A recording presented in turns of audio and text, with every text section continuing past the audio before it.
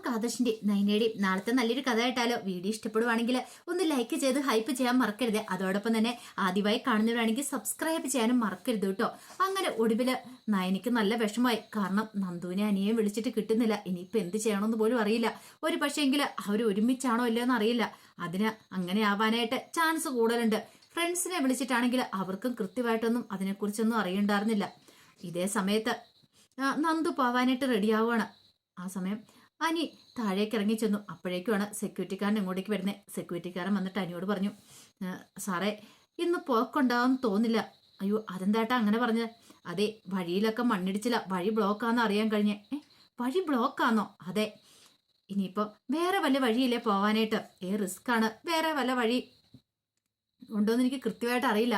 ഇനിയിപ്പോ അതിലൂടെയൊക്കെ പോയാലും ചിലപ്പം ഊടുവഴിയൊക്കെ ആണെങ്കിൽ എപ്പോഴാ എവിടെ ഉരുൾപൊട്ടലും മണ്ണിടിച്ചിലൊക്കെ ഉണ്ടാകുന്ന അറിയത്തില്ല. ഇന്നലത്തെ മഴയെന്ന് പറഞ്ഞാൽ അത്ര ശക്തമായിട്ടുള്ള മഴയായിരുന്നല്ലോ. അത് കേട്ടതും എനിക്ക് ആകെപ്പാടെ വിഷമമായി. അനി പെട്ടെന്ന് തന്നെ മുറിയുടെ അങ്ങോട്ട് കയറി വരുമ്പോഴത്തേനും നന്ദി ചോദിച്ചു, എന്താ അനി? അത് പിന്നെ ഒരു പ്രശ്നം ഉണ്ടടി എന്ന് പറഞ്ഞു. അല്ല കാര്യം എന്താ വെച്ചാൽ പറ. അതെ, ഇവിടുന്ന് പോകാൻ പറ്റുമെന്ന് തോന്നില്ലെന്ന്. പോകാൻ പറ്റില്ലെന്നോ? നീ എന്തൊക്കെയാ പറയണേ? എന്ത് തന്നെയാണെങ്കിലും പോയേ പറ്റുള്ളൂ. അറിയാലോ, ഞാൻ ലീവ് പറഞ്ഞിട്ട് പോലും ഇല്ല, ലീവ് എടുത്തിട്ട് പോലും ഇല്ല. അത് മാത്രമല്ല, ഇന്ന് വീട്ടിൽ ചെല്ലാതിരുന്നിട്ടുണ്ടെ പ്രശ്നമാവും.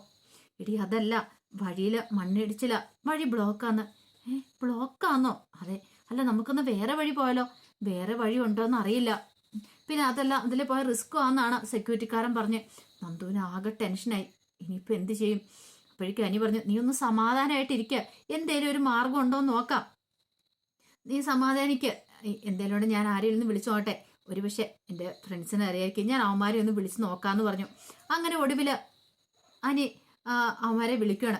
വിളിച്ചു കഴിഞ്ഞപ്പോഴത്തേനും രാകേഷ് ചോദിച്ചു, നീ എവിടെയാ? ഇന്നലെ തൊട്ട് നിന്നെ വിളിച്ചിട്ട് പോലും കോള് കിട്ടുന്നില്ലോ. എടാ ഞാനിവിടെ പൊന്മുടിയില. അവിടെ എന്താ കാര്യം? എടാ അത് പിന്നെ ഉണ്ടല്ലോ, അതൊരു പ്രശ്നമുണ്ട്. കാര്യം എന്താ വെച്ചാൽ പറ. ഞാനും നന്ദുവും കൂടെ ഇന്നലെ പൊന്മുടിക്ക് പോന്നു. പൊന്മുടിക്കോ? എന്നിട്ട് നീ ഒന്നും പറഞ്ഞതുപോലും ഇല്ല. നന്ദുവും പറഞ്ഞില്ല. നിന്നെ എത്ര വട്ടം വിളിച്ചു. നയനടുത്തി ആദർശേണ്ണൊക്കെ ഞങ്ങളെ വിളിച്ചോണ്ടിരിക്കുവായിരുന്നു. എവിടെ എന്താണെന്നറിയാൻ വിട്ട് നീയാ. എവിടെ എന്താണെന്ന് അറിയത്തില്ലാത്തോളം ഞങ്ങളും ടെൻഷനായി. എടാ ഇന്ന് വരണമെന്ന് കരുതിയിരുന്ന, പക്ഷെ ഇവിടെ ബ്ലോക്കാണ്. അപ്പൊ എന്ത് ചെയ്യണമെന്ന് അറിയത്തില്ല. എടാ വല്ല വഴി ഊടുവഴി എന്തേലും ഉണ്ടോ? അങ്ങനെ അറിയാവുന്നൊക്കെ ചോദിക്കുകയാണ്. അത് കേട്ട് കഴിഞ്ഞപ്പോഴത്തേനും അവന്മാര് പറഞ്ഞു, നോക്കട്ടെ, ഞാൻ പരിചയത്തിലുള്ള ആരുടെയൊക്കെ ഒന്ന് ചോദിച്ചു നോക്കാന്നൊക്കെ പറഞ്ഞു. അങ്ങനെ ഒടുവില് അനി കോള് കട്ട് ചെയ്തു. എനിക്കും ഭയങ്കര ഒരു ബുദ്ധിമുട്ടായിരുന്നു. ദൈവമേ, ഇനി നന്ദുവിന്റെ കാര്യത്തിൽ എന്ത് ചെയ്യും? എങ്ങാനും വീട്ടിൽ ഇതൊക്കെ അറിഞ്ഞിട്ടുണ്ടെ പിന്നെ തീർന്നു. തന്റെ കാര്യത്തിലല്ല പ്രശ്നം, നന്ദുവിന്റെ കാര്യത്തിലാണ്.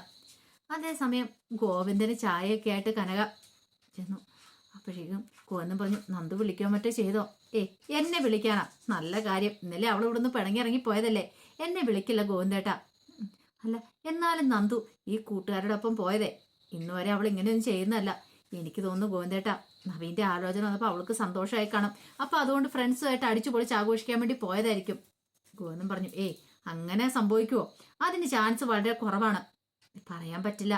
ചിലപ്പം നവീനെ അത്രയ്ക്ക് ഇഷ്ടമാണെങ്കിലോ നന്ദുവിന്. അങ്ങനെയാണെങ്കിൽ ഉറപ്പായിട്ടും ഈ ബന്ധം നടക്കും ഗോവിന്ദേട്ടാ. ശരി, അങ്ങനെ വന്നാ മതിയായിരുന്നു. ഒരു കാരണവശാലും അനിയായിട്ട് ഒന്നിക്കാനായിട്ട് പാടില്ല.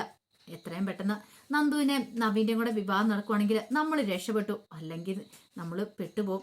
എങ്ങാനും ഇനിയിപ്പം നന്ദുവിന്റെ മനസ്സിൽ അനിയാണെങ്കിൽ ചിന്തിക്കാൻ പോലും പറ്റുന്നില്ല എൻ്റെ കനകയെന്ന് പറഞ്ഞു. പിന്നെ ഇപ്പൊ എന്റെ ഏക സമാധാനം ഉണ്ടല്ലോ ഗോവിന്ദേട്ട, അനി വീട്ടിലുണ്ടെന്ന് നയനമോള് പറഞ്ഞ. അല്ലായിരുന്നെങ്കിൽ ഞാൻ സംശയിച്ചു പോയനും. നന്ദു അനിയും കൂടെ ഒരുമിച്ചാ പോയെന്ന് ഓർത്തിട്ട്. ഗോവിന്ദൻ പറഞ്ഞു, അത് ശരിയാ. അല്ല സ്വാഭാവികമായിട്ട് നമ്മളാണെങ്കിലും ആരാണെങ്കിലും അങ്ങനെയല്ലേ സംശയിക്കോളെന്ന് പറഞ്ഞു. അവർക്ക് ആ ഒരു സമാധാനമായിരുന്നു ഉണ്ടായിരുന്നേ.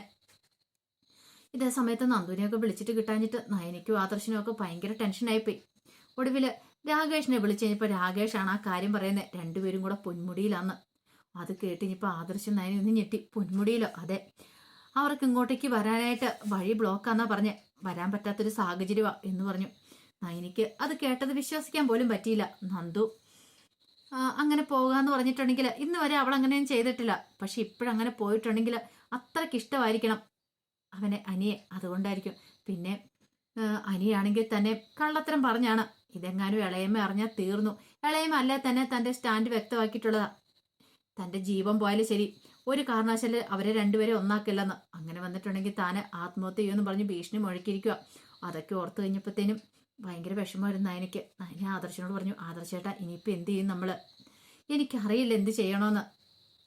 ആകെപ്പാടെ ടെൻഷനായല്ലോ. ഇന്നും കൂടെ അനി വരാതിരുന്നിട്ടുണ്ടെങ്കിൽ ഇളയമ്മ അന്വേഷിക്കും. അന്വേഷിച്ച് കഴിഞ്ഞിട്ട് പിന്നെ അത് വലിയ പ്രശ്നമാവും. ഈ വീട്ടിലുള്ള എല്ലാവരും അറിഞ്ഞിട്ടുണ്ടെങ്കിൽ, മുത്തശ്ശനും മുത്തശ്ശിയൊക്കെ അറിഞ്ഞിട്ടുണ്ടെങ്കിൽ ഒന്ന് ഓർത്ത് നോക്കിയേ അവരുടെയൊക്കെ മാനസികാവസ്ഥ എന്തായിരിക്കും എന്ന്. അതിനേക്കാൾ ഉപരി അവന്തിക അനാമികയായിട്ടുള്ള വിവാഹം മുടങ്ങി കഴിയുമ്പോൾ, അല്ല, അനാമികയായിട്ടുള്ള ഡിവോഴ്സ് നടന്നു കഴിയുമ്പോൾ അവന്തികയായിട്ടുള്ള വിവാഹം നടത്തണമെന്നും പറഞ്ഞിരിക്കുമായിരുന്നല്ലോ. നയന പറഞ്ഞു, അത് നടക്കുമെന്ന് ആദർശേണ് തോന്നുന്നുണ്ടോ? ഇല്ല, എനിക്കും തോന്നുന്നുണ്ട് അത് നടക്കില്ലാന്ന്. കാരണം അനി തൻ്റെ സ്റ്റാൻഡ് വ്യക്തമായി കഴിഞ്ഞു. ഒരു കാരണവശാലും താൻ വേറൊരാളെ വിവാഹം കഴിക്കില്ലാന്ന്. പക്ഷെ എന്നാലും അവന്തേക്ക് ഇത് കേട്ട് കഴിയുമ്പോൾ ഭയങ്കര വിഷമമായിരിക്കില്ലേ? നയനയ്ക്ക് ഭയങ്കര ബുദ്ധിമുട്ടായി. നയന താഴേക്ക് ഇറങ്ങി ചെല്ലുമ്പോഴത്തേനും ദേവേനെ അങ്ങോട്ട് വന്നു. ദേവേനെ വന്നിട്ട് ചോദിച്ചു, മോളെ നന്ദു വിളിക്കോ മറ്റോ ചെയ്തോ? ഇല്ലമ്മേ, പക്ഷേ എങ്കിലും ഒരു കാര്യം അറിഞ്ഞു. പിന്നീട് അറിഞ്ഞ കാര്യം പറയാണ്, പൊന്മുടിക്ക് പോയ കാര്യങ്ങള്. ദൈവമേ, ഇവരിത് എന്താ കാണിച്ചിരിക്കുന്നേ? ഒന്നും ഓർത്തിട്ട് അങ്ങോട്ട് പിടി കിട്ടുന്നില്ലല്ലോ. ഈ അനിക്കൊക്കെ ഇത് എന്ത് പറ്റി? അവര് ഇഷ്ടമാന്നുള്ള കാര്യം അംഗീകരിച്ചു കൊടുക്കാം, പക്ഷെ ഇങ്ങനെയുള്ള ട്രിപ്പുകൾ ഇതൊരിക്കലും അംഗീകരിച്ചു കൊടുക്കാൻ പറ്റുന്ന കാര്യമല്ല. നയന പറഞ്ഞു, എങ്ങാനും ഇളയമ്മ അറിഞ്ഞിട്ടുണ്ടെങ്കിൽ പിന്നെ അത് മതി അടുത്ത പ്രശ്നം ഉണ്ടാക്കാൻ. അതിനേക്കാൾ ഇവര് എന്റെ വീട്ടിലറിഞ്ഞാല്. ഇന്നലെ രാത്രിയിൽ അമ്മ വിളിച്ചിട്ടുണ്ടായിരുന്നു. വിളിച്ചു കഴിഞ്ഞപ്പോൾ ഞാൻ പറഞ്ഞ എന്താണെന്നറിയാവോ? അനി ഈ വീട്ടിലുണ്ടെന്നാ. അനി ഇല്ലെന്ന് അറിഞ്ഞിട്ടുണ്ടെങ്കിൽ അച്ഛൻ അറ്റാക്കിയോടെ വന്നിരിക്കുന്ന അച്ഛന് ടെൻഷൻ കയറും. ദേവേനി പറഞ്ഞു, ഇനിയിപ്പോൾ എന്താ ചെയ്യുന്നേ? എന്ത് ചെയ്യണമെന്ന് അറിയത്തില്ല. വിളിച്ചിട്ടാണ് അവർ ഫോൺ എടുക്കുന്നില്ല. അവർക്ക് നല്ല ടെൻഷൻ കാണുമായിരിക്കും. ഒരുപക്ഷെ ആ ഭാഗത്തൊക്കെ, പൊന്മുടി ഭാഗത്തൊക്കെ ഉരുളുപൊട്ടലും മണ്ണിടിച്ചിലും ആന്ന് ന്യൂസിനകത്ത് കണ്ടെന്ന് ആദർശേട്ടൻ പറയുകയും ചെയ്തു. ദേവേനി പറഞ്ഞു, ഇതിന്റെ വല്ല ആവശ്യം ഉണ്ടായിരുന്നോ? ഇഷ്ടമാണെങ്കിൽ പിന്നെ കല്യാണം നടത്തി കൊടുക്കില്ലേ? കല്യാണം നടത്തി കൊടുക്കും. ആര് നടത്തി കൊടുക്കും ഇളയം? ആര് നടത്തി കൊടുക്കും അമ്മേ? അനി തന്റെ സ്റ്റാൻഡ് വ്യക്തമാക്കിയിട്ടും അതിനാർക്കും താല്പര്യമില്ലല്ലോ. എൻ്റെ വീട്ടിൽ അച്ഛനും അമ്മയെ സമ്മതിക്കില്ല, പിന്നെ ഇളയമ്മയെ സമ്മതിക്കില്ല. പിന്നെ നന്ദുവിന് അവനെ ഇഷ്ടമാണെന്ന് എനിക്ക് പലപ്പോഴും തോന്നിയിട്ടുണ്ട്. അനിയെക്കുറിച്ച് പറയുന്ന സമയത്ത് അവളുടെ കണ്ണുകളിൽ പ്രത്യേക ഒരു തിളക്കം ഞാൻ കണ്ടിട്ടുണ്ട്. ഇഷ്ടമില്ല എന്നങ്ങനെ നമ്മുടെ മുഖത്ത് നോക്കി പറയുന്ന സമയത്തും അവൾക്ക് ഇഷ്ടമുണ്ടെന്നുള്ള കാര്യം വ്യക്തമായിരുന്നു. ഇനിയിപ്പം അവള് പിന്മാറും തോന്നില്ല, പ്രത്യേകിച്ച് നവീന്റെ ആലോചന വന്ന സ്ഥിതിക്ക്. അത് ശരിയാണല്ലോ. ഒരുപക്ഷെ കനകയും ഗോവിന്ദനൊക്കെ നല്ല പ്രതീക്ഷയിലായിരിക്കുമല്ലേ? അതെ, നവീനുമായിട്ടുള്ള വിവാഹം നടത്തണമെന്നും പറഞ്ഞുകൊണ്ട് അവരും നല്ല പ്രതീക്ഷയെ തന്നെ ഇരിക്കുന്നത്. ആ ഒരു സാഹചര്യത്തിലാണ് ഇങ്ങനെ. ഇതെങ്ങാനും അറിഞ്ഞിട്ടുണ്ടെങ്കിൽ നന്ദുവിനെ ബാക്കി വെച്ചേക്കില്ല എന്ന് പറഞ്ഞു. ഇതേ സമയത്ത് നന്ദു അനിയോട് പറഞ്ഞു, എടാ എങ്ങനെയെങ്കിലും എനിക്ക് പോയാൽ മതിയാവുള്ളൂ. ഒരു കാര്യം ചെയ്യാം, നീ വണ്ടി എടുക്ക്, നമുക്ക് ഏതെങ്കിലും വഴിയുണ്ടോ നോക്കാം പോകാനെന്ന് പറഞ്ഞു. ഒടുവിൽ അനി പറഞ്ഞു, ശരി പോകാമെന്ന് പറഞ്ഞു. അങ്ങനെ അവർ പോകാൻ റെഡിയായിട്ട് വന്നപ്പോഴത്തേനും സെക്യൂരിറ്റിക്കാരൻ പറഞ്ഞു, സാറേ പോകുന്ന റിസ്ക് ആണ് അറിയാലോ. അതൊന്നും സാരമില്ല, ഞങ്ങളൊന്ന് പോയി നോക്കട്ടെ, പോകാതിരിക്കാൻ പറ്റില്ല എന്ന് പറഞ്ഞു. അങ്ങനെ അവർ രണ്ടും കൂടെ ഇറങ്ങുമ്പോഴത്തേനും സെക്യൂരിറ്റിക്കാരൻ പറഞ്ഞു, ഓ പറഞ്ഞ തലയിലേക്ക് കയറത്തില്ലെങ്കിൽ ചെന്ന് കയറി കൊടുക്കുക, എന്താന്ന് വെച്ചാൽ അനുഭവിക്കാനൊക്കെ പറഞ്ഞു. അങ്ങനെ ഒടുവിൽ നന്ദു അനിയും കൂടെ പോവുകയാണ്. കുറച്ച് ദൂരം അങ്ങോട്ട് ചെന്ന് കഴിഞ്ഞപ്പോഴത്തേനാണ് ആ കാഴ്ച കാണുന്നത്.